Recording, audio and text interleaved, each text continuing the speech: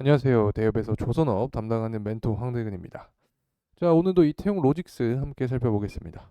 제가 어제 영상을 통해서 이태용 로직스의 이 거래량을 보면서 현재 이 매도 물량을 받아주는 모습이다. 자, 그래서 이 주가 상승의 기조를 이어갈 줄 가능성이 있지 않을까라는 말씀을 드렸는데 이 장 초반 이 하락폭을 되돌리면서 이 주가의 상승 모습을 보여주고 있습니다. 사실 현재 이 해운주들 전반적으로 보게 된다라고 하면 자, 흥하해운도 그렇고 이 대한해운도 그렇고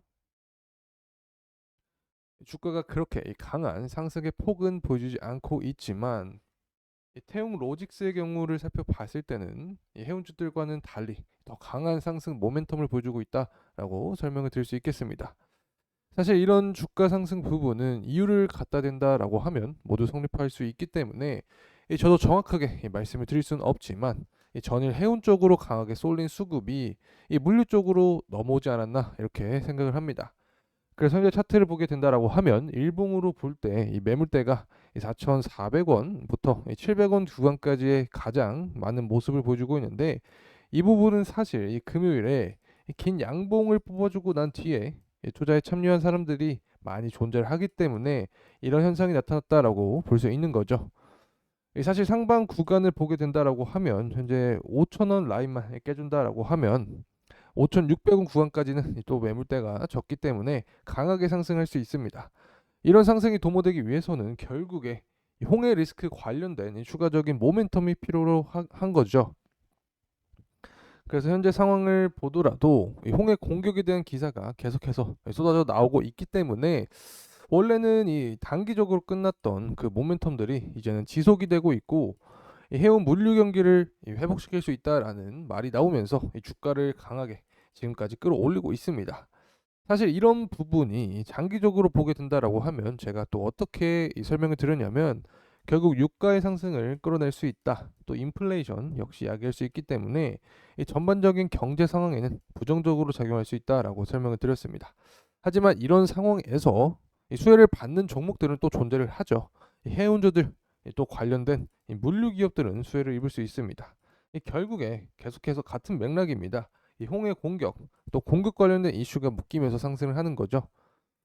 그래서 이러한 말씀을 드릴 때 제가 현재 이 대선과 엮어서 계속해서 설명을 드리고 있는데 이 바이든 입장에서 대통령이죠. 이 바이든 입장에서도 이 전쟁이 지속되길 원하지 않습니다. 그래서 이 외교적인 측면에 분명히 이 공을 들이고 있을 텐데 이 후티 반군 입장에서도 봤을 때 이 미국과 영국에서 공격을 진행을 하니까 이 보복성 공격을 보여줘야 되는 거죠. 이미지를 위해서 이런 공격성이 필요한 건데 자, 이를 봤을 때 우리가 정치적인 측면과 엮어서 생각을 해볼 수 있습니다. 우선 1월 달에 1월 달과 2월 달에 각각 공화당 또 민주당 경선이 있습니다. 하지만 이 7월 8월 경우가 이 중요한 모멘텀으로 작용한다라고 설명을 드릴 수 있겠는데 이 7월 8월 경우에 이 민주당 또 공화당 이 대통령 후보를 선출하기 때문에 자, 이때 시기에 맞춰서 최소 한 3개월에서 5개월 이 빠른 시기 이내에 이 리스크를 최대한 줄이려고 할 겁니다.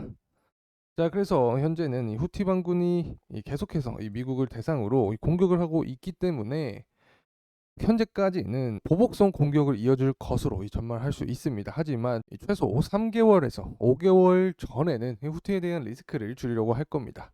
그래서 이 시기적으로 보게 된다라고 하면 3월 혹은 이 4월 이때부터 어떤 협상의 카드 혹은 외교적인 측면을 이용할 수 있다라고 생각합니다. 이 그전에는 앞서서 이 후티가 이 다른 이 3개국 가들에게 이 보여주고 싶은 그런 이미지가 있기 때문에 이 공격을 이어갈 거다라고 말씀드린 것처럼 이 미국 역시 이 세계의 어떤 정찰병으로서의 역할을 하고 있기 때문에 이 홍해에 대한 보복성 공격이 이어질 수 있다라고 생각을 합니다. 자, 그래서 결국에 요약을 해보자라고 하면 이 3월과 4월까지 후티 반군의 리스크가 이어질 수 있다라고 생각합니다. 그렇게 된다라고 하면 이 태용 로직스 같은 경우도 관련된 모멘텀을 받기 때문에 주가 상승은 추후에 더 일어날 수도 있다라고 생각합니다.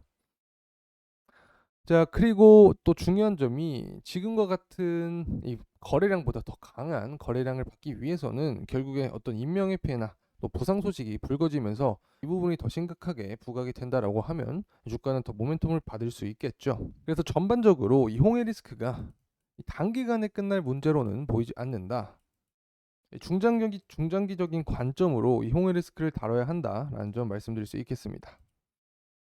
자, 그래서 이 부분이 계속 부각이 된다라고 하면 이 주봉으로 볼 때 5,600원 구간까지 깨질 수 있다라는 점 설명드리고, 아직 강한 상승 모멘텀이 한 번 더 남았다라는 점 말씀드립니다. 자, 하지만 우리가 이 주가의 하락 방향성에 대해서도 생각을 해봐야겠죠.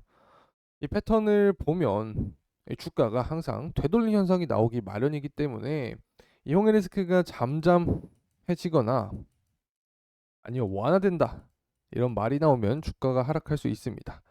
그래서 어떤 단기적인 변동성을 이용한 이 매매를 진행하시는 분들은 이 눌림목 자리에 들어가셔서 매매를 하시는 게 확률적으로 유리하게 끌고 가지 않을까 생각을 합니다. 자, 그리고 사실 이 태용 로직스 보게 되면 이런 모멘텀이 나올 수 있었던 요인은 바로 BPS에 있습니다. 이 BPS가 23년 3분기 기준으로 5,000원이었는데 현재 주가는 4,700원 수준입니다. 그래서 5,000원 수준에 도달을 해야 이 프리미엄 없이 이 교환을 할 수 있는 주식이다. 쉽게 말하면 이 거품이 없는 주식이다라고 설명을 드렸죠. 그래서 만약 24년 이 BPS가 5,000원 이상인 5,700원 수준을 보여준다라고 하면 주가 상승 모멘텀은 더 강하게 작용을 하겠죠.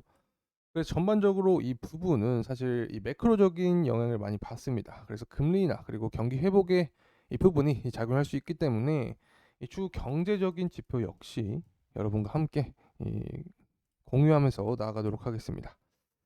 그리고 제가 또 어떤 말씀을 드렸냐, 이 상하이 컨테이너 운임지수 역시 홍해 리스크로 인해서 이 가파르게 상승하고 있다라고 설명을 드렸는데, 이 상하이 컨테이너 운임지수의 등락 여부 역시 이 주가 모멘텀으로 작용을 합니다.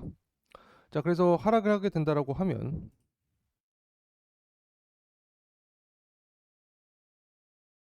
자, 그래서 종합적으로 이 정치적인 측면과 이 상하이 컨테이너 운임지수 또 이 홍해 리스크가 지속이 되는지 여부에 따라서 이 태용 로직스의 주가도 향후 바뀔 수 있다라는 점 말씀드리고, 이 부분은 제가 또 분석을 통해서 여러분께 전해드리도록 하겠습니다. 자, 이제 유의미한 이 매크로적인 특징 그리고 국제유가 살펴보겠습니다. 이 저번 주 주목해볼 이 매크로 시황은 CPI였죠. 지난해 12월 소비자 물가지수가 전년 동월 대비 3.4% 오르면서 예상치를 웃돌았습니다. 이 노동시장 역시 강세를 보였습니다. 전반적으로 이 금리 인하에 대한 기대감이 꺾일 수 있는 그런 지표들이 나오면서 시장은 전반적으로 하방 압력을 받았습니다. 이런 기조를 이어가면서 전일 유의미하게 볼 수 있었던 점은 바로 통화 긴축 발언이었습니다. 이 전일이 아니죠, 사실. 이 윌러 이사가 과거보다 빠르게 금리 인하할 이유는 없다라고 하면서 이 부분이 시장의 전반적인 긴축 형상을 야기했다라고 생각합니다. 그래서 이 국내 증시 역시 하방 압력을 받고 있기 때문에 이 상방에 대한 모멘텀을 어느 정도 제한하고 있지 않을까라는 생각을 할 수 있습니다.